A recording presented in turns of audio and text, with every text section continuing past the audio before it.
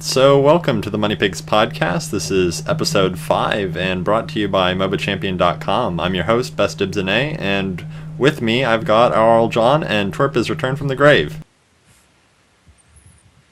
Hi, Internet. Hello. Any further introductions, or I guess people mostly know who we are at this point, but for those of us that don't, I do the Shaper Spotlights and other assorted tasks for MOBA Champion. Twerp is the officially unofficial streamer, and John pulls all the magic and does coding and makes the website as functional as it is.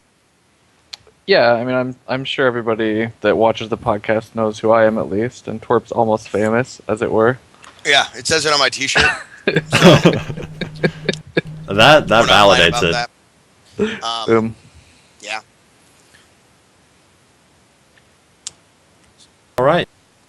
Topics, huh? Yeah, topics. So I guess this is mostly going to be a pretty heavy patch note feedback and theory crafting episode, since last week we were talking about the introduction of Petrus, and this week we've actually gotten to have our hands on him and get a little gameplay in. So Petrus feedback. John, do you want to kick us off with that? Yeah, he was in every game, every single one, often on both sides. Saw him played in almost every single role other than Gladiator. There was a really interesting tactician, Petrus, being played on the official Waystone stream by a friend of mine, which was interesting. It was kind of like the Garen, just sit in a brush the entire game, and anytime anybody comes near me, just starts spinning like a top out of the brush. So he's probably better than Jungle, but it was a fun thing to watch. Yeah, he's pretty viable everywhere right now. I certainly think he's strongest in the jungle just because it's hard for him to really play offensively in lane. At least that's what I was noticing. Yeah, Twerp, what did you think of Petrus this week?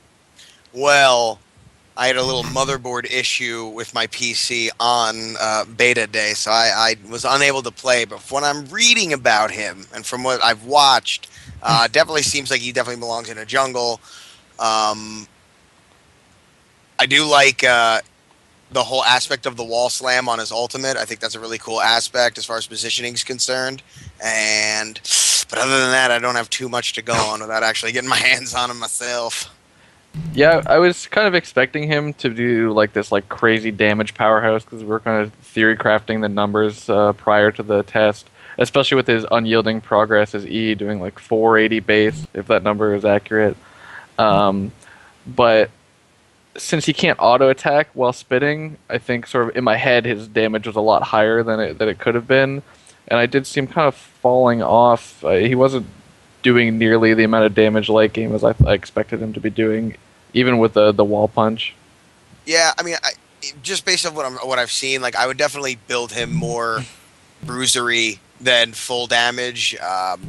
But I do like the fact that he's got the percentage health physical damage on his Q.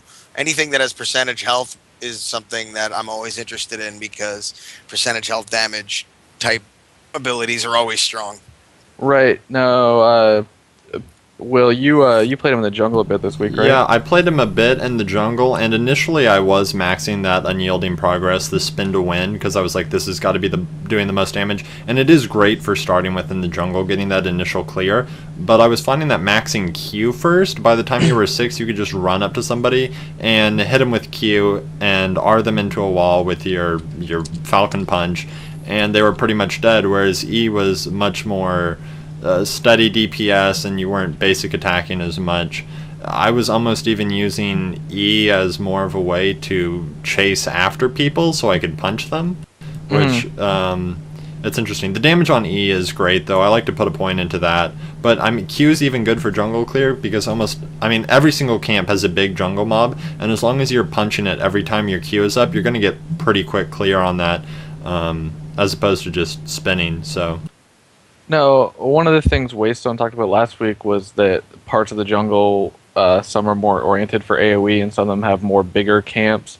Would the part of the jungle that has more of those AoE mobs require you to max E to be more efficient, Right, or is so ranked 1 enough? I mean, if we're playing on the bottom side, is that the spirit side of the map or the more? I think it's spirit. Let's just be confident. Yeah, the bottom spirit side of the map. The bottom spirit side of it. Why not? So when you're playing down on that side of the map, you've got the armor. You got the armor buff up top with those have 2 mob small camps. Then in the middle on both sides you have the 4 mob small camps with like a big one, 3 small ones, and then the bottom you got the fish camp, which is the 1 big, 2 smalls. I think having good AoE clear helps you just overall in terms, because I think optimally you want to be starting in the haste buff with every jungler, Right. just because haste, that's what I've been doing. When you're casting an ability, you're getting extra haste, so I think it's 40 haste total, 20 and then 20 more when you cast an ability, unless those numbers have been changed. Haste gives you move speed and attack speed, and these are both great for clearing the jungle quickly. It lets you run between camps faster, it lets you basic attack them faster, so just everything about starting with haste buff is ideal.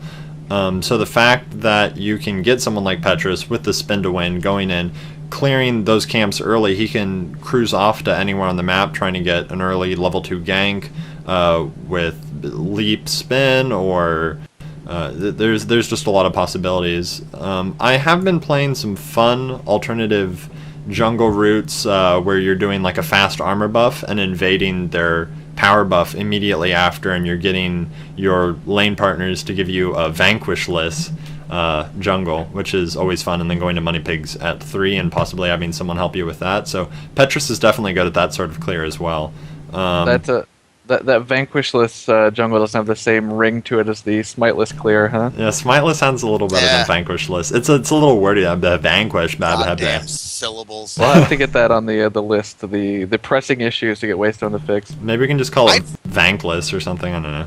Vankless, I like it. Perfect. Coin. Done. I would almost like to play Petrus in the same way that I've been playing Cerulean with the Predator, because he is like, Cerulean at level 2 with between flip and Q. It's like kind of like, it looks like Petrus. You get the W in the Q, and that probably could do a lot of damage right from the get-go. And especially if you do that kind of stuff where you're like taking armor buffs, and if you have a roaming Predator in addition to your jungler, now with that whole Predator bonus to the Spirit Well workers, oh man, that could be a lot of fun early game. Yeah, I found Petrus's ganks didn't quite have the potency The same kick. As Cerulean, especially playing Amaranth, because that stupid flip pulling you out of the I don't even know. What is Amaranth? What does she ride? Swordfish? A swordfish, yeah. Her swordfish. Yeah, interrupts the swordfish, which is garbage. But with Petrus, he just jumps at you, and it's a little predictable. So it's kind of like all throughout the games yesterday or Friday. I was able to pretty easily juke a lot of the Petrus engagers because you just see it coming. Whereas with Cerulean, you see it coming, you're like, well, I'm damned if I do, damned if I don't. People in chat are complaining about the 1080p plus. Encoding is certainly an issue that we're looking at and we'll be optimizing as time goes on, but for the duration of this episode and stream, it's just going to be how it is. But we definitely hear that and want to work on optimizing it and being able to get multiple options available for people, so people that need to be watching it in 360 or 480 will have the option to do so. Hold on, let me check with tech support. Amber, are you lagging? No.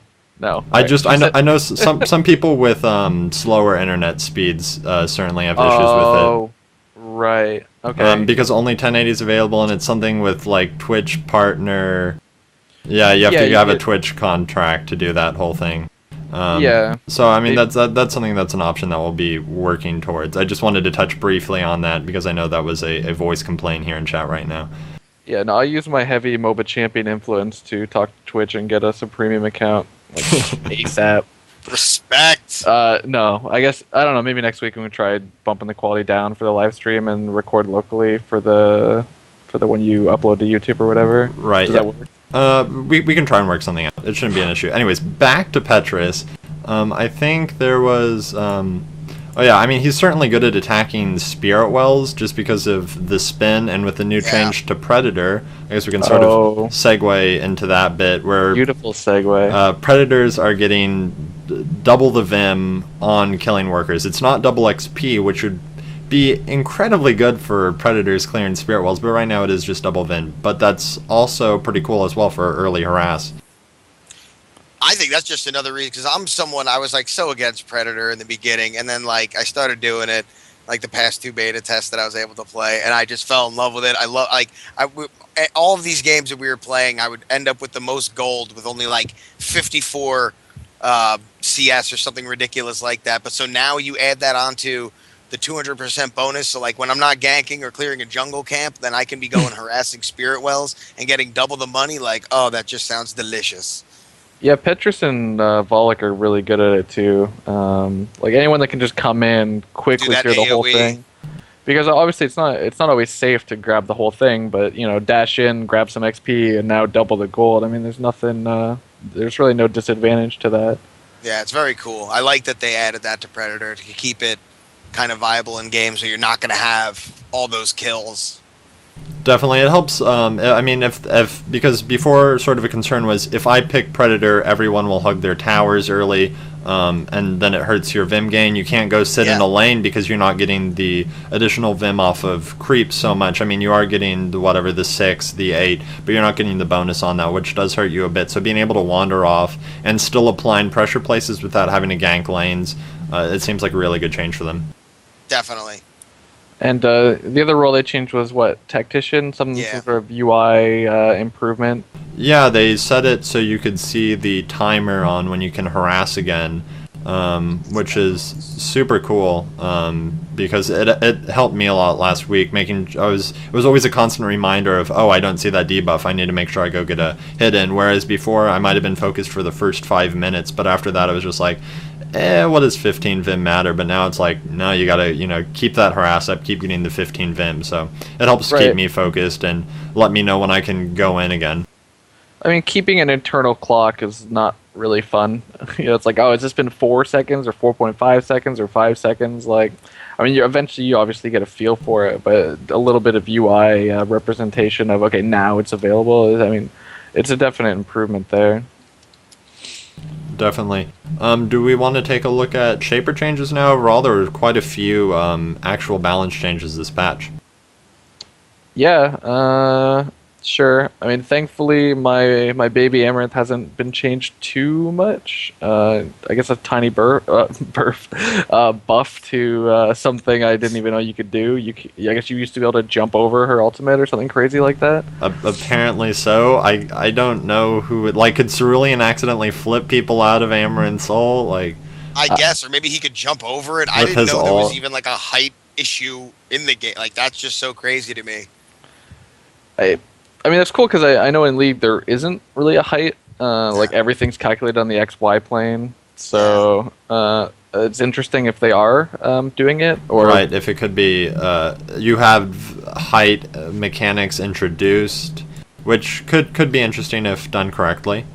Yeah, maybe like eventually down the line there could be like a flying champion who like doesn't hit fucking Desecrator's little corpse hands. You know what I mean? Yeah, I've been able to jump out of things. Stuff like that. It'd be interesting for a champion design standpoint, at least. Yeah, I mean, there's shaper design. Right, instead of like walking through walls, which is a little silly, or tumbling through walls, now you just fly over them, and there's like an actual aesthetic thing.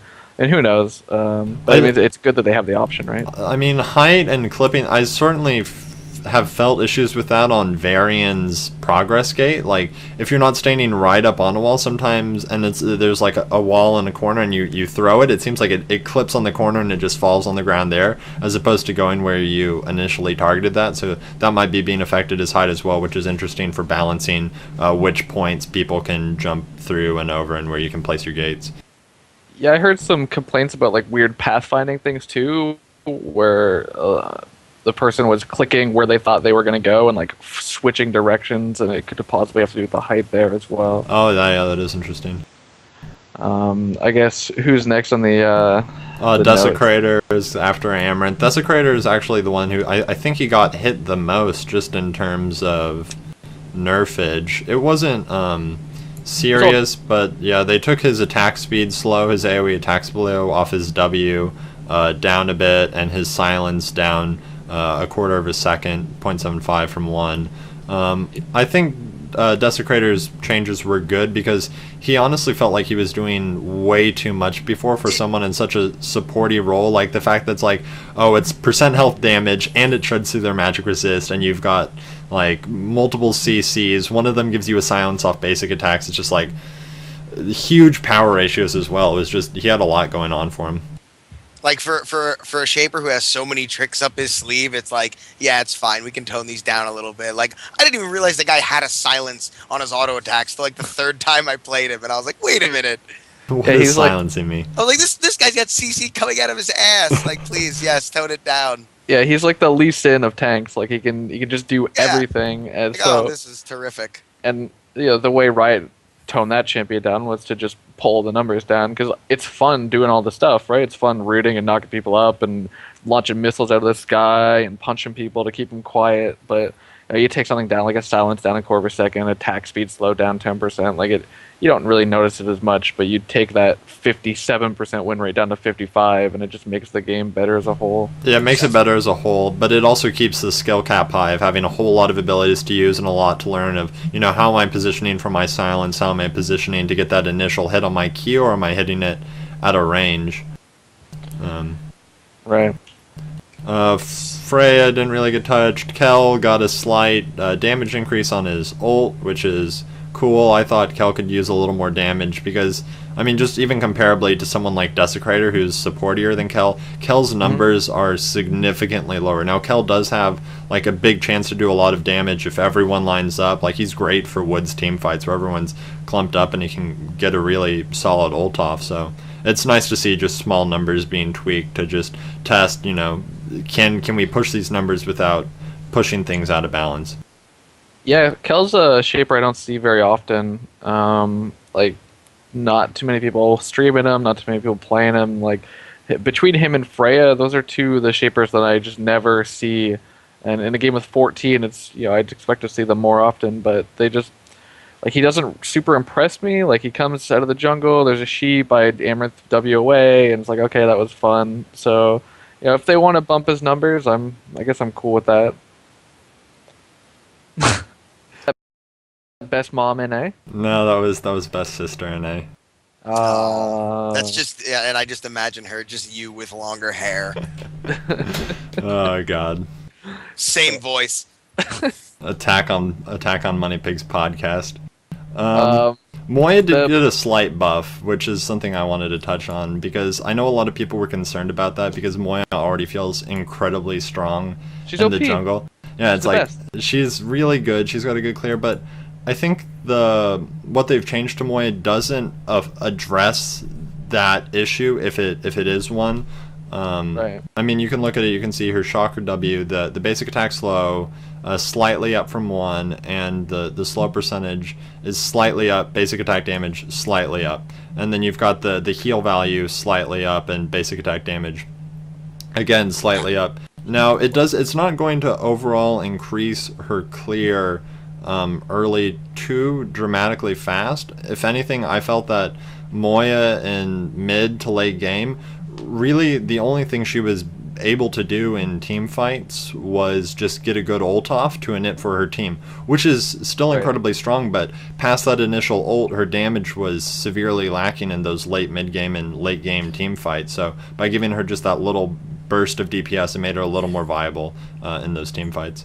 Maybe in team fights, but it was like right now, if you're jungling in this game and you come across an enemy Moya, like you're not 1v1ing her. So this just makes that even worse. Like if you're rocking around the jungle with Valak, like sitting at 3/4 health, Moya's gonna roll up to you and now just kill you even quicker. So I don't really know if I agree with Moya buffs for right now, because just this makes her a better duelist, and she's already like probably one of the best duelists in the game. So. Yeah, I think there was a Waystone post saying that she only had like an 80 or 90% win rate in any game that didn't have two Moyas, so they weren't comfortable with that. No, but for real, they said she had the lowest win rate across all 5 beta tests. So I assume they're not big fat liars, and I think also Moya has a higher skill cap than some of the other shapers. Right, that's true. You Most look at people someone. don't even know that you use Bolt to have the active abilities on her W and her E. Like you can look at someone in League like Lee Sin or that other guy Draven, where people didn't play them forever. They just thought they were trash, and then finally somebody figures out how to play them, quote unquote, optimally. And all of a sudden, it's just like they're just constantly bringing them down in nerfs, even though they were never touched from release. Yeah, and I really feel like that's the case with Moya. Like if you've seen a good Moya in a good player, like in a good player's hands, like you're like, oh God, we can't. I'm not fighting that person one-on-one. Like no way.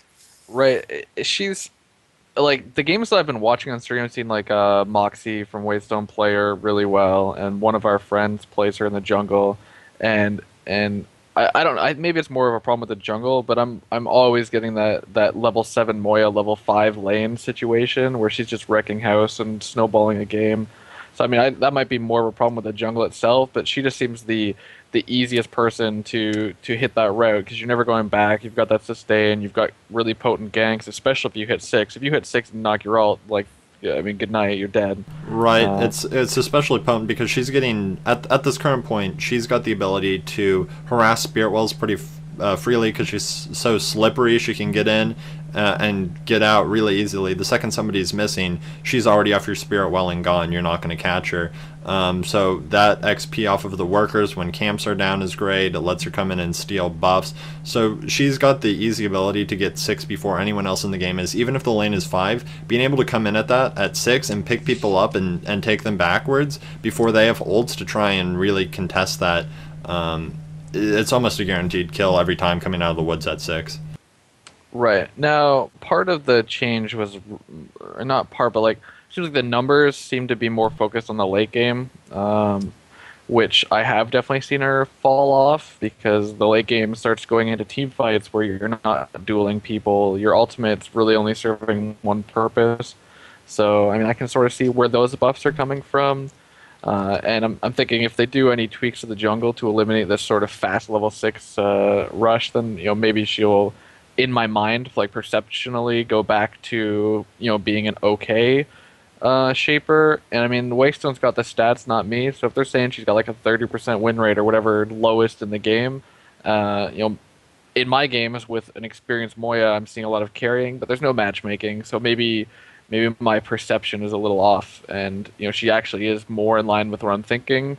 Yeah, but I'm just seeing like really good players who are also playing the jungle just carrying with her, and anyone who's fed and carrying hard is gonna make that shaper look overpowered. So I mean, we'll have to see. Balanced gameplay is definitely a huge in terms of analyzing where the game is. Hi, hello.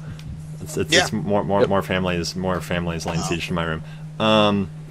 In terms of just taking a look at gameplay, last week me and Acids got in a pro game match where I think it was like plus 25 wins or something, and everyone in there, like there was no exceptions. Everyone was pretty much 30 up wins, 40 wins, 50 wins. And that was an incredibly good game to take a look at how it actually played. We had a lot of back and forth. Nobody was really snowballing, and I think that game went on for about 45 minutes, even though there certainly was an early kill lead on one team. Everybody managed to hold out and hold in the base and let those bindings respawn and get a good team fight and turn it around. So just in terms of taking a look at how things actually play, once we've got matchmaking and when you're getting in good rooms in terms of where everyone's on the same skill level, you actually get to really analyze how things are playing out. So right, and I think Waystone is the right idea here. Don't make giant kit changes while the matchmaking is not in place. Just look at the outliers, see that win rates are too high or too low, subtly tweak a little bit, and then once matchmaking is ready and you get some really good metrics, then you'd be like, oh, this shaper is clearly out of line. Let's really punch her in the face. So I got no real complaints. I'd like to punch Moya in the face. Boom. Next shaper. I guess we can take a look at Volek. So let me just take a look at, he's the next big one. Volek's damage, output, AoE abilities, blah blah blah, reduces jungle clear speed, buffing his late game. So numbers have been readjusted so they're lower early and higher later. Right, every problem with Moya getting to 6 was worse on Volek, so it, I guess, kind of makes sense. They're slowing it down as jungle clear. So seems par for the course. Right, Like it's a pretty straight. he's really good at clearing, but he's not as good out of the jungle as Six. That's pretty much all he's good at, though, is clearing. Yeah, I mean, he can clear and he can farm and he can clear and he can farm, but he can never really get up on someone to actually be getting the damage out from his farm, which has felt like a sort of issue. But again, there might be somebody who figures out the Volok jungle and just blows everybody's mind, and it's going to be nothing but nerfs.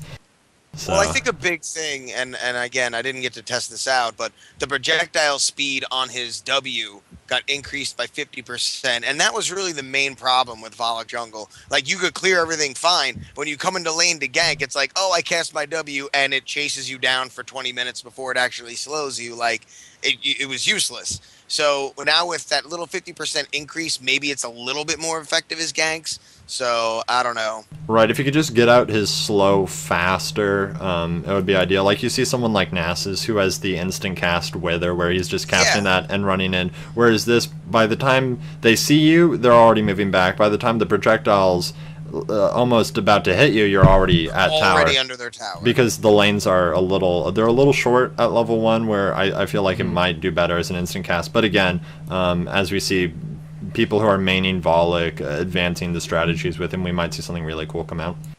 Well, his slow's already got a bit of counterplay, right? I mean, you see it casting. It's like chugging towards you a little bit like Nautilus's ult from League. Like, you have time to get out of it.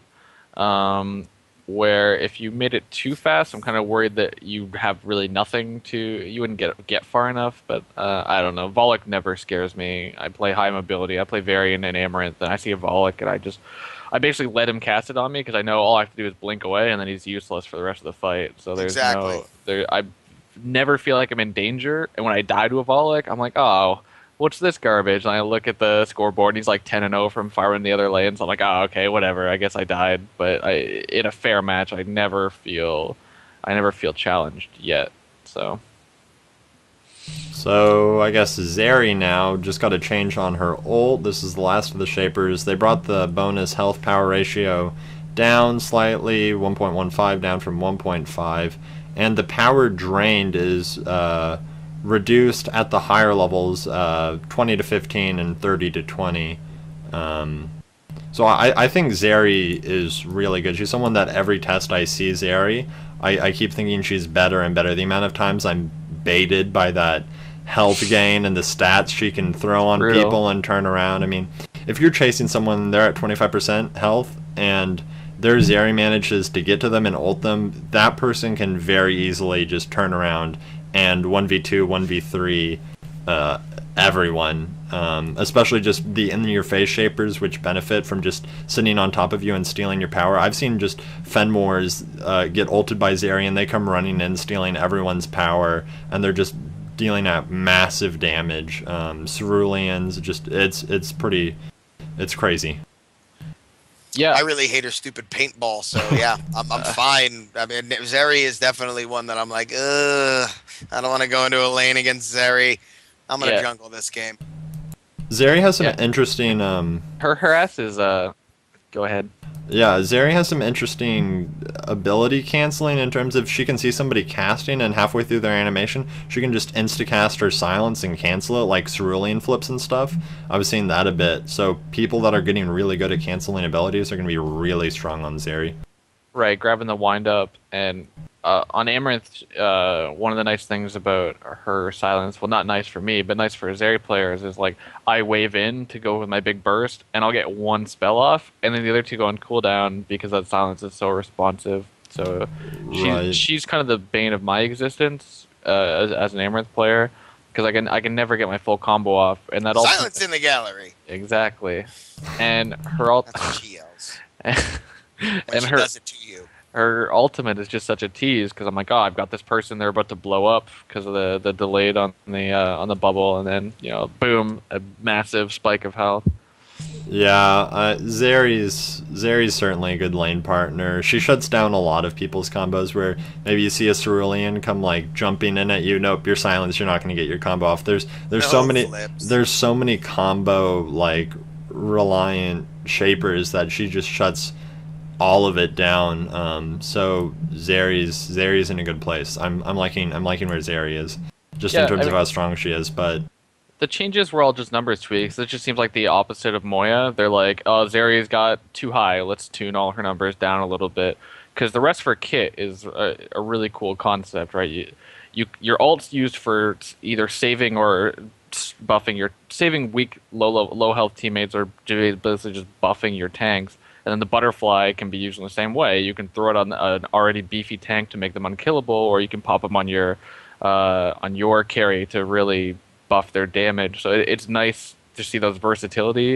And I actually originally had a misconception that the butterfly and the ult were the same thing. So now that I've like got it in my head that she can sort of make two decisions during the fight in addition to other abilities, it reminds me of Sona from League, just someone that has is fairly easy to play from like a micro perspective. A couple abilities that really just need to be left clicked, but the decisions you can make with your abilities make a lot of impact. So rest of the patch notes, let's try and get through these. We already touched on Predator, Tactician, Bindings. Global Vim is down by 100 per player. That's down from 250. So instead of getting 1250 on Binding kill, instead you're only getting 750, something like that.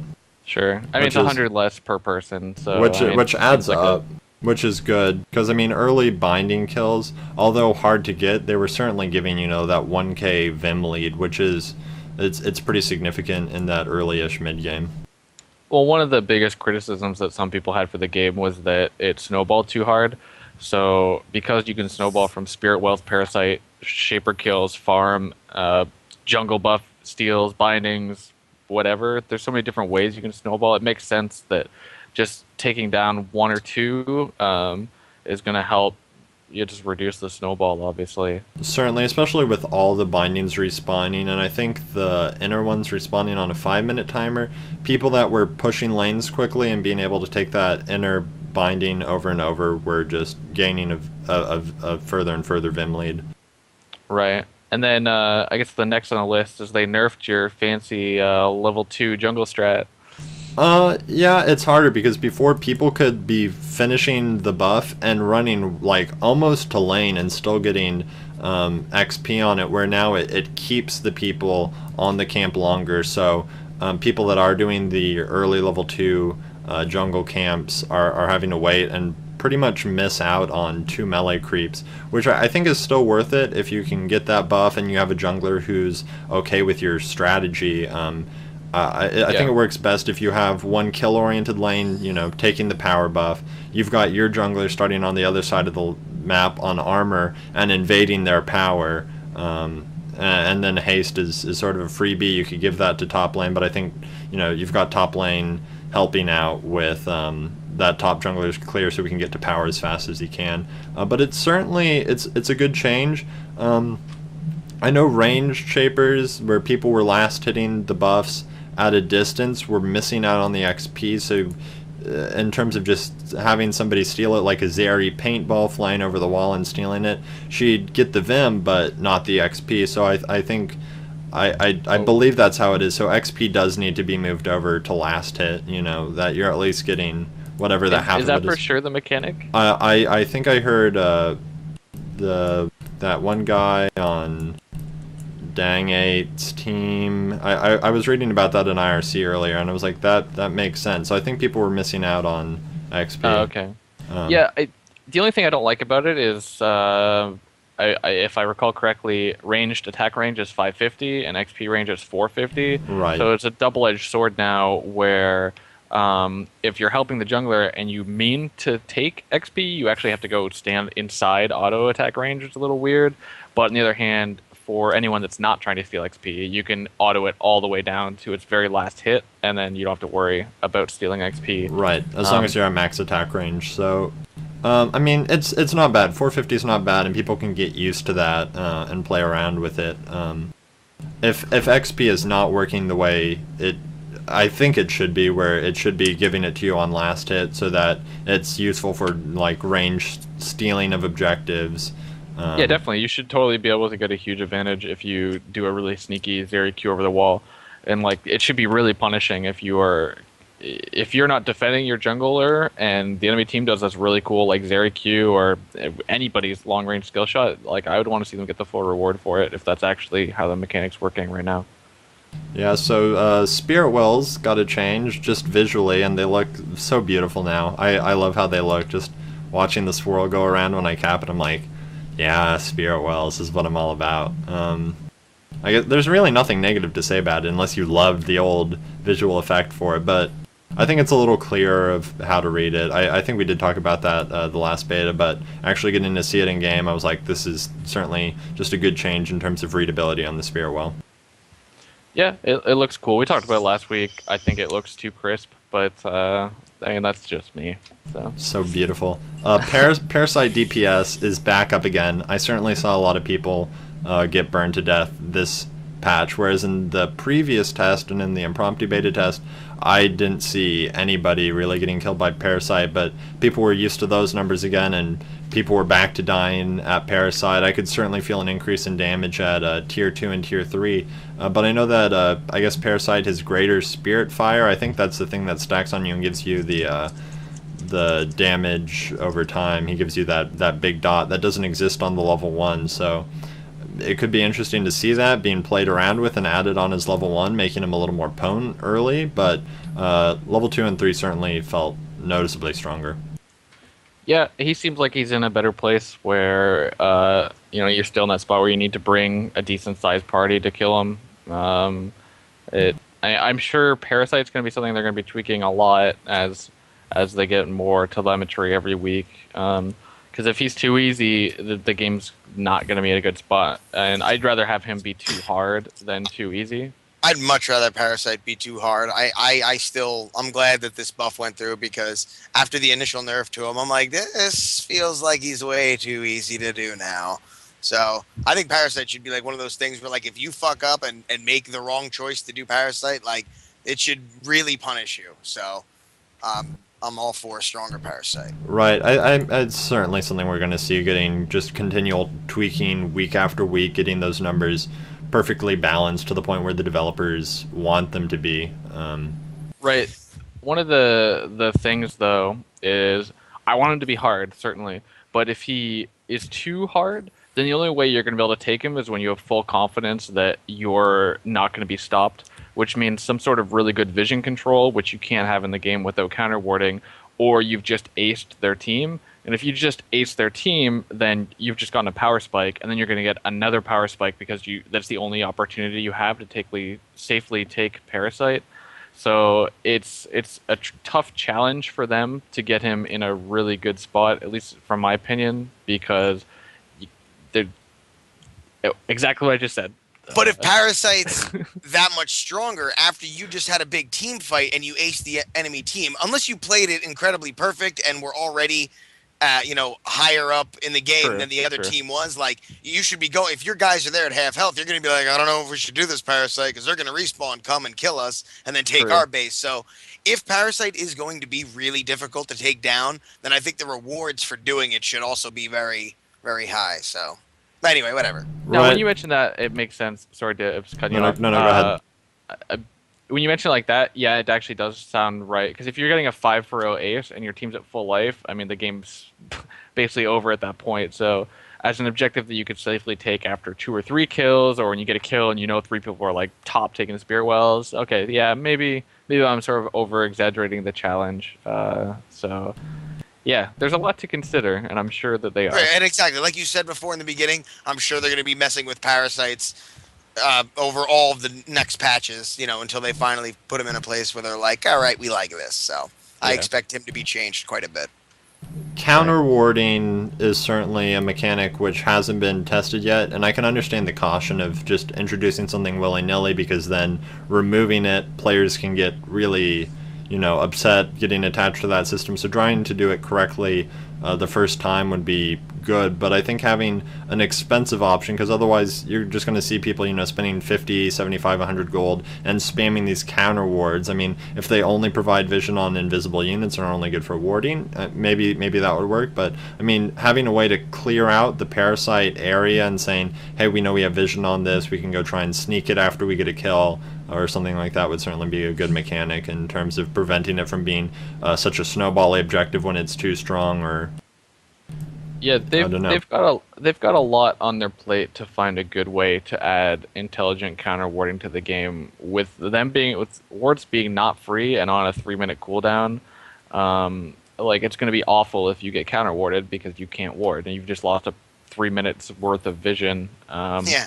And as fun as it is in League, when you both supports drop a pink and you're bashing the pink ward trying to get that last auto attack, and you throw a stun out to get your auto attack to get brush control. That's great. That's a great mechanic for a resourced ward because you've just essentially gained money, but time isn't something you can really quantify with gold since you can't get it back. So I'm interested in what they're going to do, and I've seen a couple of the developers talking, and they're like, oh, yeah, we need to do something. We just don't know what yet. So I'll be interested to see what they're doing for sure. Proceed with caution. Yeah, exactly. So items did get a number of changes. We saw Insight get separated into a new item, Duress, Power overall taking a nerf. Changes felt pretty good this week.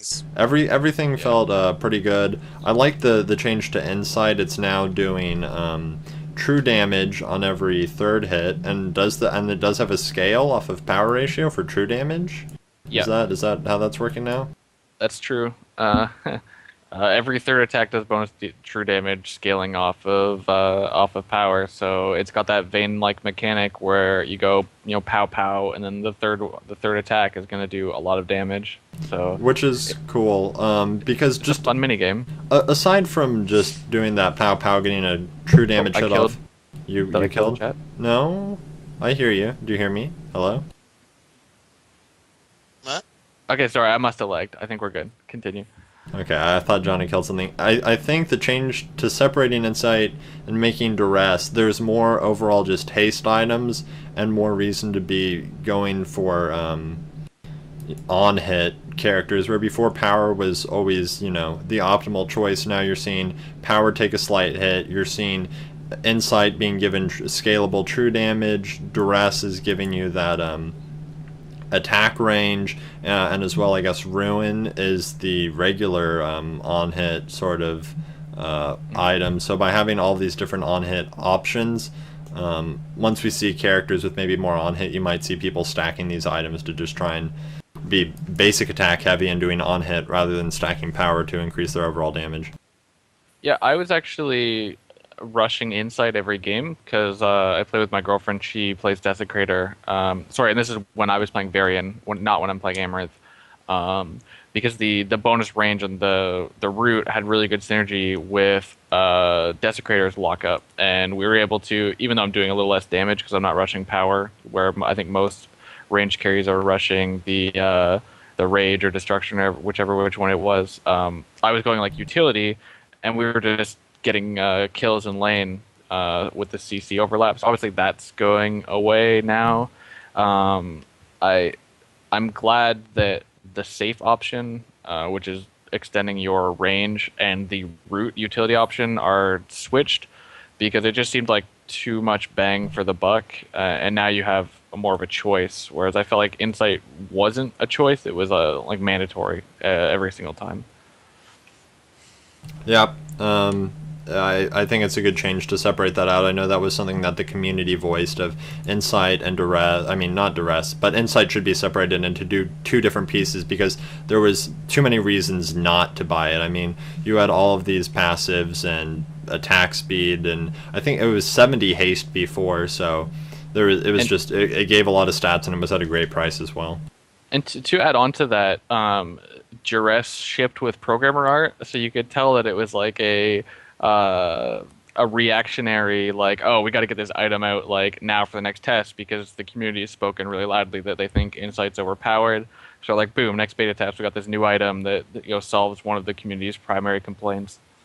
Right, and I think that was something that can safely be played around with. Whereas I know a lot of people are voicing for things like counter warding. That's not as safe to introduce as separating an item and trying that out in a test. So Right. And then on the other hand, we got a new spell this week, Stagger, which was clearly part of their like regular release schedule of new spells every couple weeks, because it didn't ship with programmer art.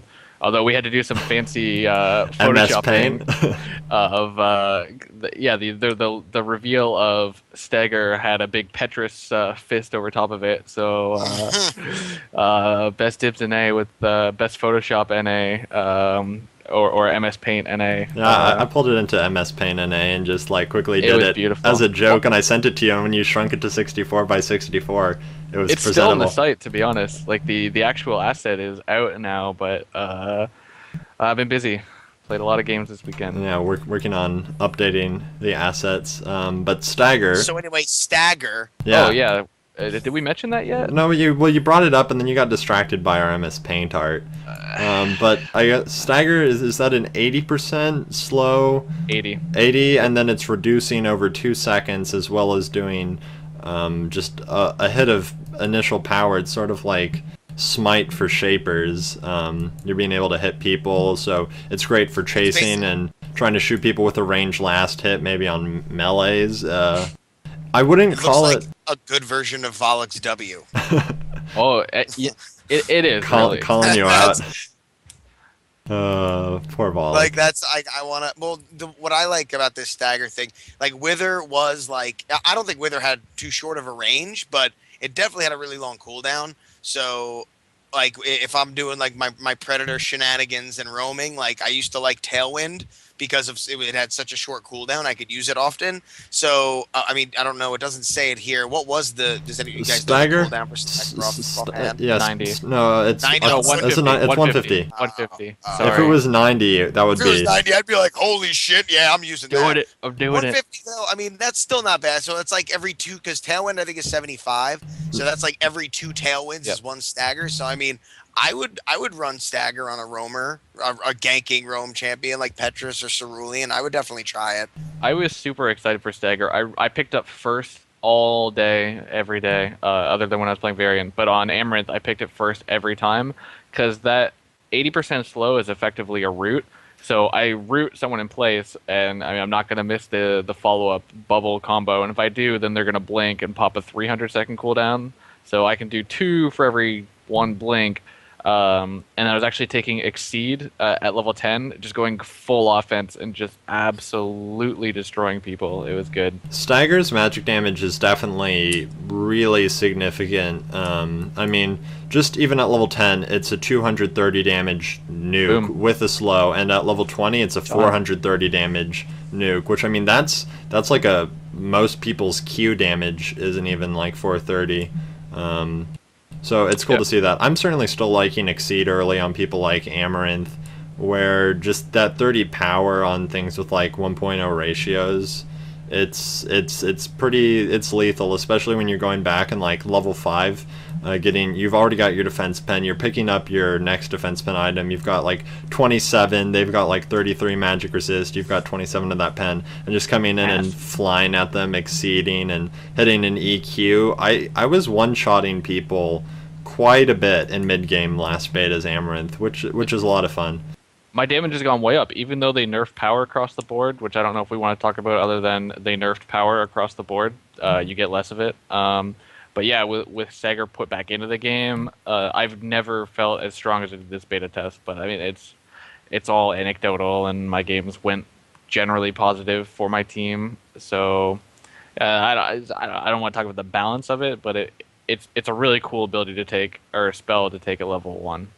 I like it. Certainly. It's always nice to see new offensive spells added, since when the first beta kicked off, it was all utility and defense, and now we're seeing these offense spells being added to the game, and it's certainly going to shift how people are playing early. I really just like the variety of it, because it's like like when you're playing something like League, it's like you have Ignite and that's your option for offensive spells. Like you can use like Exhaust offensively, but like I like that it's like I'm gonna either use Tailwinded, give like the the AOE speed burst to my team, or I'm gonna do stagger and pick one target out of a crowd and jump on them. Like I like these options. I like to look what I'm up against and decide on what spells I want to use based off what I'm up against. Like I like having those options. It's the beautiful thing about having these spells taken at 3 different levels of the game. Like, you don't have to just pick them ahead of time. You can dynamically update how you want your character to play throughout the game. If you've got an early comp, you're going to go with early spells. If you're hoping for late game, you're going to go ultra defensive. Like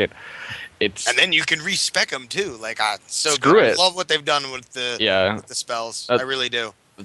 If it's not the spirit wells or the rolls, I think the spells are my favorite part of the game. And there's only going to be a lot more of them from what we've been peeking at. So Yeah, so I guess just moving on, we're getting out of our patch notes now, but there was an announcement today that there is in fact no beta test this week because of the 4th.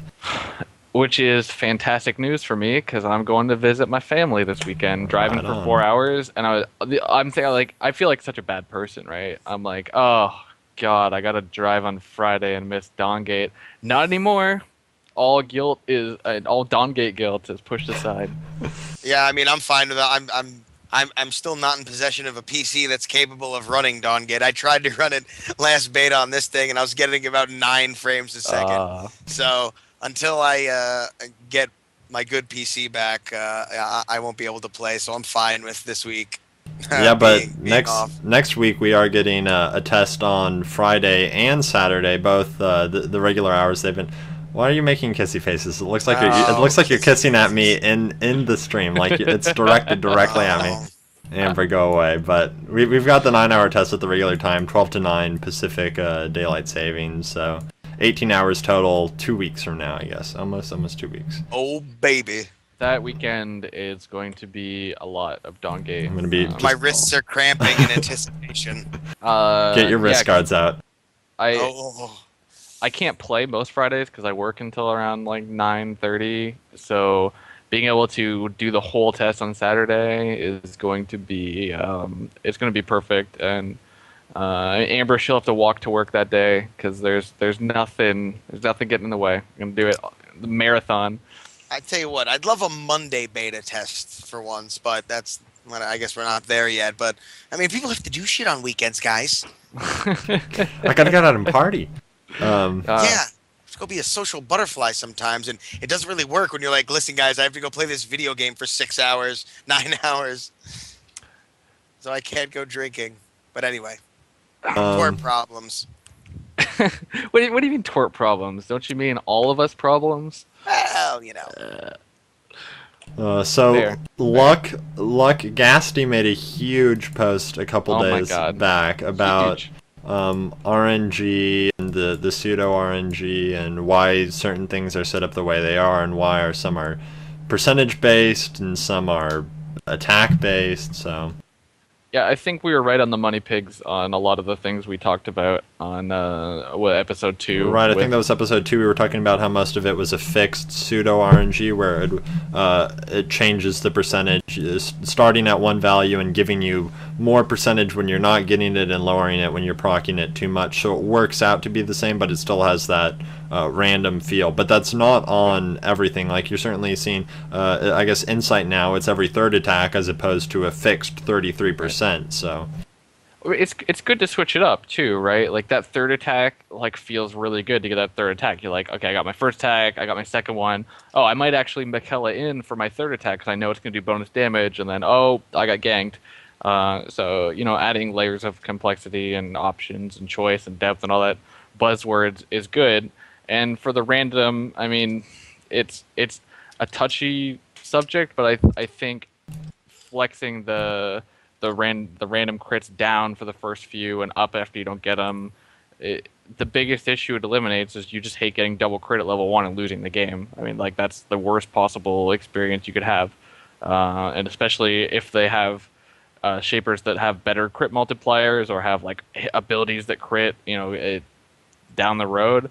Making sure that crit is a level and predictable type thing, it's only for the best, I think. Right. I mean, you're still going to have level 1 crits happen from time to time, which are still going to be really strong and give you a good chance of getting in. But crits, not even. I don't. There is no base crit, is there? Like, there's no way you can even get mastery that early in the game. I don't think.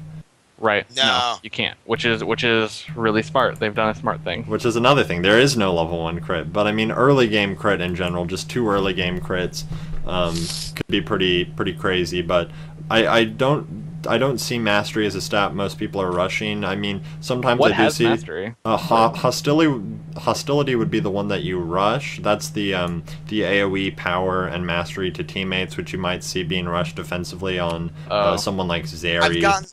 Or pain versus. I've gotten that one on Cerulean because it gives a lot of stats Cerulean can use. I think like because I normally get like health item, armor item, and then like I think that's my first power item most of the time when I run Cerulean because it does give you that AoE bonus. The other one, there is one that I get when I play Freya though, and I can't remember which one it is right now. That gives a lot of mastery. Mastery items. Yeah, I think it's like it might even be a hunger, like a lifesteal item. All right, Lifesteal and mastery. I can't think of it off the top of my head right now. I apologize, but I will look it up because I have the new and improved items page on MOBA Champion, so I should be able to find it. But I'll let you guys talk while I look. So what else he's looking for the item. I know Gasty was on IRC earlier talking about a BKB spell being tested internally. So BKB is a Dota item. The Black King bar. It's Veracity. That's what I normally get on Freya. Oh, perfect. Veracity is what you're normally getting on Freya. Well, I get it at some point on Freya, I think. Oh yeah, and it builds from consumption, which doesn't have mastery. Yep. When I jungle Freya, that's start with consume and do the hunger. And, So whatever. Black King bar with the magic is that something that's being tested internally right now, John? I know that you know more about this than I. Yeah, no, I was following some interesting discussions in IRC about different mechanics, and they'd mentioned they were testing some sort of Black King bar type magic immunity plus ghost or the fast walking type of spell internally. So I mean, there's no guarantee this will ever come out, but it's on their radar of things that they can test, give to a melee carry type shaper archetype. People wanted us to make a point that it's a 4-second immunity with a move speed increase because I don't think we noticed it or mentioned it. I don't know if people in chat are saying. Yeah, with like the ghost type walking. Yeah, the move speed. Yeah, I mean it's an interesting concept. The only thing that I don't like about it is if for 4 seconds as a Freya on me as Amaranth, that's enough time for me to die because the burst in this game is incredibly. It's high. You can die in a 1v1 fight. Amaranth can global people. Freya jumps on you, fears you, you're going to die. So I'm kind of worried that the duration might be too long. No. Wait, it's complete spell immunity? Or it's spell? Or is it CC immunity? Oh, okay, maybe It should be just CC immunity. Like right. spell immunity, that's like, whoa. I thought it was spell immunity, like BKB. Well, that's what that is what BKB is. Yeah, BKB is. Oh, really? It's complete spell immunity. I didn't. Full. I think it starts at a higher number, and every time you're using BKB, the duration that it lasts gets shorter and shorter till it gets down to maybe 4 seconds. It starts at some high number. Said it's just CC immunity, so there we go. Okay, that makes a lot more sense. Yeah, I mean that's not nearly as potent, but solves a lot of issues, right? People that play melee carry don't like getting kited. And that's why a lot of the melee type carriers in the league actually have kind of that build into their kit. Master Yi can't be slowed, Olaf can't be disabled. So by putting that into a spell, I guess it lets them take it in their spell book, and it gives them access to that ability. Right, their kit can be a little more interesting, and then you don't have concerns like, who would ever play Fiora because she can't be CC immune. I guess she can on her ultimate or whatever, but you don't risk obsolescence on your characters by giving power like that in a spell. So well, also what I really like about it too is like if I have that immunity, then I don't have to waste one of my gap closing spells. Like, I mean, I'll use Cerulean again, but like sometimes you have to use your ult to get the gap close off to get your flip off because you're like, oh, if I wait too long, I'm going to get CC'd. They're going to get away. I'm not going to be in position. So if I could pop this, run in, get my flip off, and be able to save my ult for the execute, like that's just can't wait. I hope it actually comes through. Yeah, I think it'd be cool. Another concern I would kind of have there is like, let's say I'm playing support Desecrator. What's my counterplay to somebody using Nothing, that? bitch. Right. So then maybe they can add like some sort of ability that just like takes away that, like some sort of like purge type effect from World of Warcraft, where you just strip that ability from somebody. So like somebody grabs the special Black King bar spell, someone grabs the purge, like lots of back and forth because Gasty just said in chat that but the one they're testing right now is 150-second cooldown also. So same as Stagger. Maybe you could have Stagger work on it so that, you know, if I take Black King bar and they take Stagger, then they cancel each other out. Yeah, that'd be. I mean, a purge mechanic could be interesting, something to play around with for a little counterplay, but right. It's a fully theoretical discussion at this point, right? I mean, we don't even know if this is going to hit the light of day, but I love the idea of Stagger being the counterplay to it, because if you're a support and you're like, oh man, what do I do about this guy and I can't stop him? Boom, go back to base, you know, respec your spells. Now you're ready for the next team fight. You're not going to get surprised by it anymore. I like it. I think that'd be a cool idea. Yay, go me. But I mean, just melee carries in lane, just in general, are pretty weak right now. Especially, I don't know what the archetype is, but whatever Cerulean and Petrus are, they don't... Ability bruisers. They don't have any range abilities, so they don't... Like, it's not safe for them to take Gladiator. Tactician benefits them, but it's hard for them to get up and hit for the 30. Tactician does proc off of range abilities, so you're seeing people like Desecrator being able to take their long-range Graveyard and just shooting that out, and off the queue they're getting the proc for the 15 Vim. They don't have to worry about walking up for 30, so people with ranged abilities are doing better in the Tactician role, where people entirely melee-based can't really play in the lane too effectively. Yeah, I mean, I think that's why they've doubled the effect, because you can only expect to get it every 10 seconds instead of every 5, like a ranged Shaper can. I mean, if you're landing all your roots as Desecrator, you're gonna get, you know, the same amount of gold if you're only hitting it every 10 seconds. I think in a perfect world, melees would be completely as viable as a ranged type in lane, but I mean, you're never gonna see Freya in lane standing toe to toe with other people, because I mean it's just she's melee. I mean, like you have to walk in a melee range to get your last hit, and I mean I think it's okay to be like, this Shaper is built for the jungle if you want to play that archetype, because the only ways you're gonna make it viable in lane is by making them do something ridiculous, right? Which maybe is good, maybe is bad, but I'd rather be like, yeah, that's a jungler. You play her in the jungle. You know, everybody's more or less happy. If you want to play melee in lane, go play Desecrator or Cerulean or Petrus, as we've seen on screen. Right, I mean, but just even aside from those melee carries, you can see them play not even a traditional jungle role, but something that's more predator-based and spirit well harass and gank-oriented. So you're in the lane and you're getting kills, but when you're not doing that, you're also off doing some of the smaller camps that your junglers left off and trying to harass and catch the enemy jungler at bigger objectives than MoneyPigs.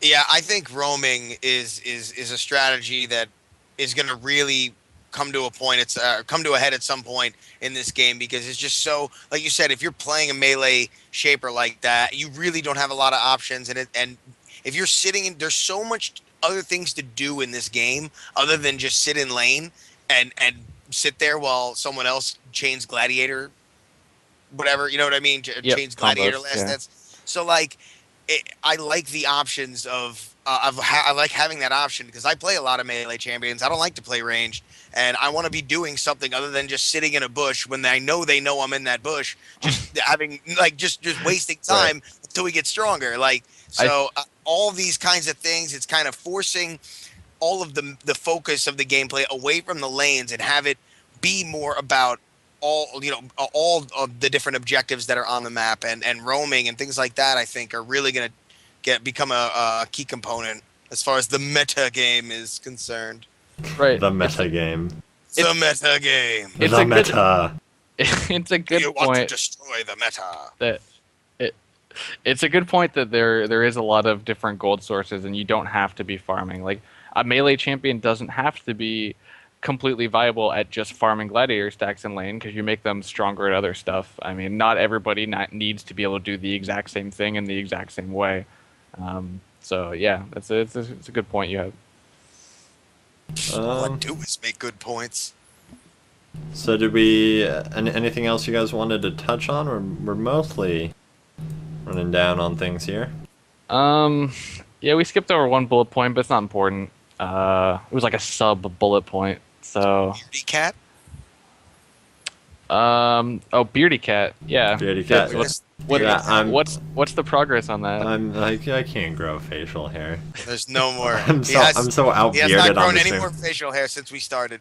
Even though we've been doing this for 10 years now. Still, the same amount of whiskers. Yeah, he made a pledge on episode 1 not to shave until we got 10,000 YouTube followers or something like that. That pledge never occurred. That's gonna take a while. I think if we go back in the VODs, we'll see something like that. Do we want to do a little bit of chat Q&A here at the end to wind down? Why doesn't my chat work? That's what My I'd like to chat know. works fine. My chat's I'm working fine. trying to stay involved in chat the entire time, but Heron Fang wants to know what the missing bullet point was. Oh, it was in the luck and competitive MOBA segment, bashers and phage procs, and whether it's okay for something to completely change the tide of a game if it doesn't happen very often and creates a really rewarding situation. Such as I got that basher stun, which gave my team enough time to catch up and kill the guy, and then we went and took Parasite and won the game. Versus the feeling of that guy that goes, oh wow, that guy had a 10% chance to proc on me, and because I rolled an 8, I lose the game. Which was that's such a horrible, like a fucking. I don't know how many times I've been playing League, and it's like, oh man, if they didn't get that one phage proc, I was totally gonna live. Like, no, you were still dead. Shut up. I think people crutch on that too hard, but if it's not, I'm fine with it not being prevalent in this game, though. Yeah, well, there was a phage in League got nerfed at one point because everybody was running it in lane, and I forget why. I think it was just because like the DPS uptime, like you'd get that one. The DPS was good. The slow was good for just catching people in lane. It gave health. Yeah. I mean, for top laners, it was basically like, hi, let's just both buy phages, and whoever gets the proc when they're chasing is going to be the one who wins the lane. Well, I remember AD Carry's getting it a lot too. I was seeing it a lot on like Corki and Ezreal, like your first item. Yeah, the old Triforce builds. Yeah. Definitely. You'd get the first person to get the proc basically said, okay, we're going in for a fight now because that guy's not moving. And then one of the sort of game designy type things that I remember one of the League designers mentioning at one point is like this giant hyperbole, but it's like, if you have a chance to do 9,999 damage, but it's only 0.1% chance, is that fun? Not really, right? I don't think it's a good idea to have something very low chance and very powerful turn the tide of the game, when I think that they can do really interesting things, such as the insight item, where you go, oh, my third attack applies this. Because then there's strategy, there's proper counterplay, and you never go, oh, gosh darn RNG, ruined the game for me. Thanks a lot, Waystone, I'm going to go play something else. So, thanks, Obama. Yeah, exactly. So that was the bullet point. My chat still doesn't work. Your chat still... I mean, Amber's been You guys calling do you out in chat. Who? Amber, yeah, she's been calling your beard out in chat. Wow. There's a lot of beard discussion. Some RNG. Beardy cat. Oh, yeah, Randy's got. I just haven't shaved in a week because I'm lazy. So. Thanks, Obama. I was instructed that that I need to shave before Friday, and then the podcast was Monday. So. Things happened. Exactly. Decisions were made. Yeah, and decisions were not made. I won't get into that though. But ping pong was excellent tonight. Ping pong. Are there more questions, or does everyone hate us? I don't I was gonna see if there might have been one thing I wanted to talk about. I was gonna see what was popular this past week on the sub. It's not a Superman shirt. It's an Almost Famous shirt. Chat, not you guys. No, we touched that. Someone I know. Someone there wasn't at the start of the podcast. Now they're gonna have to go back. Who was it? I don't know who said it earlier, but Anathrax said I should have like a Superman shirt on, but I mean it's close enough. Could be underneath. I was never a big Superman guy. He was very boring. I mean, Yeah. I like the new movie, by the way. Man of Steel kicked ass, but yeah, Superman in general never really did it for me as a superhero. I was just like, He does this guy, too what? much. He does everything well. I'm gonna push yeah, planets, fuck shoot you. lasers, fly Yeah, away. I'm gonna spin the earth. I'm gonna spin around the earth and turn time back because that's what I do. Fuck you. Next time on the Superman podcast. Well, we're winding down. Randy tells us That's why true. Superman is bad. I got stories for days. I heard the new movie is good because it's kind of sci-fi-ish and not Yeah, it like, is. not super It is. boring. I gotta go catch that soon. If it's still in theaters, I don't even know. A lot of heavy breathing from Russell Crowe. He's so Ah. out of shape. Oh, it's hilarious. I guess I know there was a couple features that people have been wanting and have been touched on is the smart cast indicators where you hold down, you see the indicator, and then you release and it casts, as well as searching in the item shop. And I know that devs have certainly touched on search functionality being added, icon sizes being increased, and smart cast indicators being added. So these are all features that are being looked at, and I know that people talk about that a lot. So just they should be coming soon. TM. I think they're working on and getting everything optimized, which is cool. But as well, those aren't entirely important, so they're a bit on the back burner. Yeah, it's gonna be important for them to keep stuff coming out really fast. Because I mean, it's a lot of people seem to get this opinion that this game's like in Dota 2 beta, where beta is just quotation marks put around the word to be like, oh, excuse the odd bug we find because it's beta, when this is like this super beta. Is Dota 2 even like at full release yet? Or No, it's soon. It's an still open in beta. beta. It's an been open beta now. beta for years. No, it was in closed beta. It just went into open beta like Yeah, but last it's in week. open beta, but it's not Oh in my release God. mode because they're like, oh, it's not in release mode till we've released the last shaper. Where this is the beta that's like, there's a few thousand people playing. We're making sure the game works for like more than our internal dev team. But there's definitely a risk if they don't get some of these features out soon that people are going to wander off. And Right. it's hard to get people to come back to this game and be like, oh, I remember that. It wasn't that good. Although I guess I will say when I first played League, I was like, kind of went back to MMOs, and then when it like really started hitting its stride right when it came out, I went back. So I mean, maybe I don't even know what I'm saying, but get the features out. Give me matchmaking. Give me those esports. Matchmaking really needs to come eventually. Like, it's gonna get. I mean, it's hard enough finding games of even skilled. Even with matchmaking, you won't have that all the time, but it'll get better because it does kind of like. I mean, stomps can be fun once in a while, but like if you're playing with your buddies and you're stomping every single game, sometimes it gets a little boring.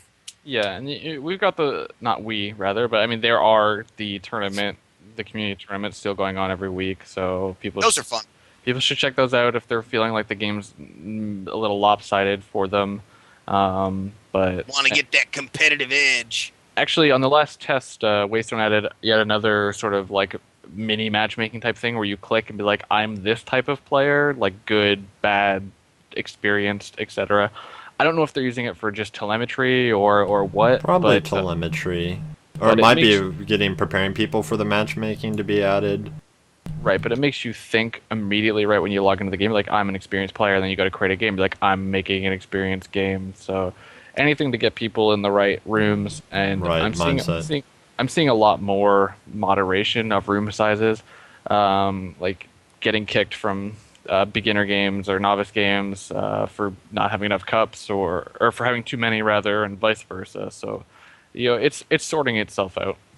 I think my favorite feature I've seen people want to be added is a clickable shopkeeper in game. Like, I've seen posts where people are like, how do you open this shop? Like, I need something to click on in game, which is mildly funny. Because That's interesting. I've never clicked. I've always used the hotkeys. I mean, I guess you clicked in Dota 1, but I mean, from Han onwards, it's always been B and P and I never really use the shopkeeper. It's funny just that people, they're like lost. How do I open the shop?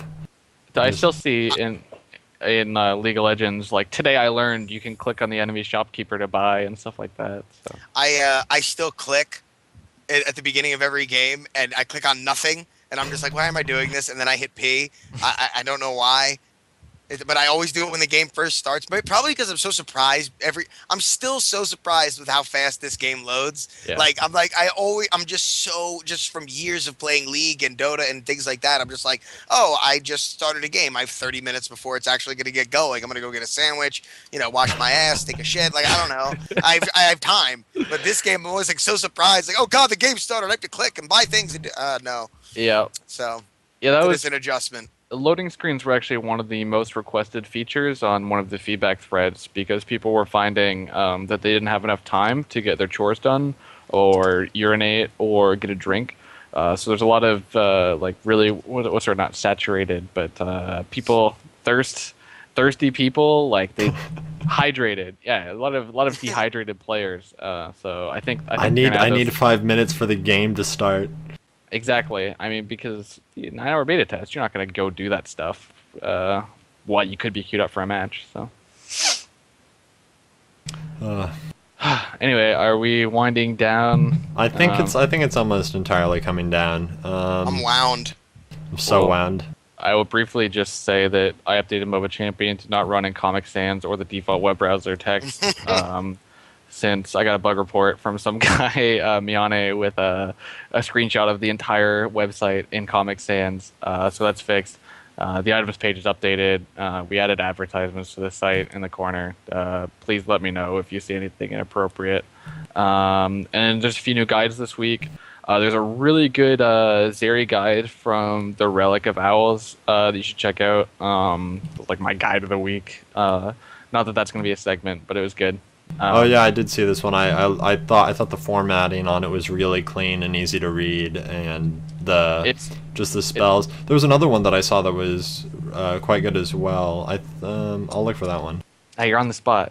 It's funny because I've tried to do a really good effort of getting like the first iteration of guides being like a really good spot, but like people are doing the things that are on my to-do list, like showing the actual abilities instead of just QWER, like the in the talent window picker, skill picker. So yeah, there's 2 new guides added today that were really good. Did you see a Formicid Cerulean guide? He did the ability text with coloration and links to the shaper page for the abilities themselves. Oh wow, yeah. Cerulean's Formicid guide. I mean, Formicid Cerulean guide. Yeah. I thought that one was really well done. So it's cool to see the nice guides coming out and the upvotes and downvote systems working. I think we still don't have a single... Oh, no, we have a Freya guide. I think, have we hit all... Do we have a Petrus guide yet? No, so you could be the first person to create a Petrus guide. And I think Fenmore was one of the other ones that didn't have one yet. Yeah, so there's no Fenmore guides either. That's crazy. There were so many Fenmores first week. I know. Fenmore's, quote-unquote, the most OP shaper in the game, but I guess nobody wants to tell other people how to play Nobody him. can let the secret get out. Yeah, it's a secret, right? They're like, shh, Fenmore sucks. Oh, look at this. Nobody's created a guide. He must be the Poppy of this game, Dongate. So. Yo, don't hate on Poppy, bro. Top Poppy with a full armor page against any AD bruiser. Do some shenanigans, some ball smashes. I'm just mad because I played a lot of ARAM, and every time I got Poppy, it was just like, I'm out. Done. No way, dude! I love Poppy on ARAM. You just wait till level 6 and just go kill things. I actually started having a better time going AP instead of the bruiser type thing. Yeah, so I could just start blowing people up. Deathfire Grasp is really fun on Poppy. Yeah. The Poppy Pigs podcast. Pop Daddy. Once you pop, you just can't stop. Well, it's because the Dongate servers are offline. Got that widget up on the site now too. Live updating. Did you get that? Yeah, it crashed the site in the middle of the night. Waystone had some server problems, and my non-error handling code was like, oh, it couldn't load the server status. Let's just not load the rest of the site. So I got a nice message from one of our European fans today, being like, yeah, your site's broke. I'm like, so that's fixed. So, GG. Nice live stream section appears to be working. I see my stream up with 17 Well, then there viewers. was that. Twitch died on Friday. Oh yeah, and Twitch my- died on Friday as my well. shitty code didn't handle the fact that if Twitch is lagging, the rest of the site will lag. So now that's all like cached and doing better stuff. So work in progress for sure. Work in progress. Yep. I guess there's no particularly new information for me to be pushing into graphics. People are still using my really old rough minimap. I actually like worked with Gasty on getting some numbers and made a nicer one with like the actual current jungle numbers as far as I understand. But people are still linking the original rough one I made, which was made with like numbers from 10 minutes in, so creeps were already leveled. But it's a nice guesstimate. Like every time I see a jungle post, like that old rough one is there. It's like please just crop out the newer numbers of the new one. I've seen that image on every single Dongate website there is. There's got to be like some way of like releasing it, like email everyone like we've got he's got the new one, because like I think I've got that somewhere on our site. It's the old one. And someone posted a guide like today linking to it. It was best dibs in a Inception, because it was like on MOBA Champion, link to someone else, and then credit back to you. So it was funny, but whatever. The BDNA Inception. Yeah, it should be a link to that new one. I'll get it on the news post. Be like, use this one. News post. Yeah, pretty it up a bit. Bother Gasty, get the numbers for Strider. Or wait, is that what they're called? Are they called Striders? The big monkey siege minions. Yeah. Yeah, Striders. I need Strider numbers, and then we'll be complete, and we can push that one. Cool.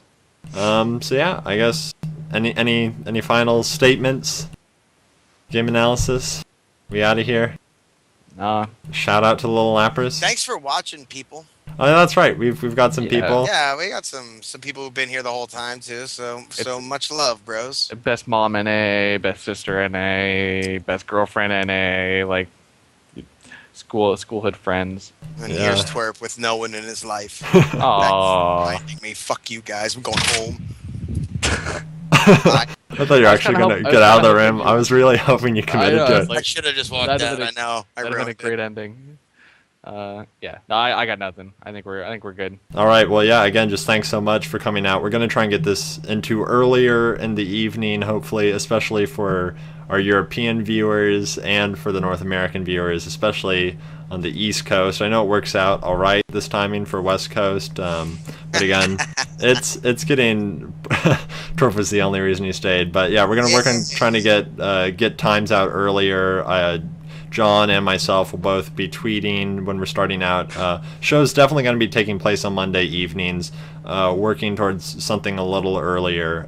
So hopefully you guys can join us next week again. Again, feedback is always appreciated. If you want to PM us on Reddit or send us any tweets or comment on any of the posts we've made on the forums or Reddit of any feedback you have of this episode, and we'll have VODs up tomorrow. I mean, you can obviously watch the past broadcast, but we'll have something a little more condensed and trimmed up on YouTube, where it's exactly where it starts, exactly where it ends.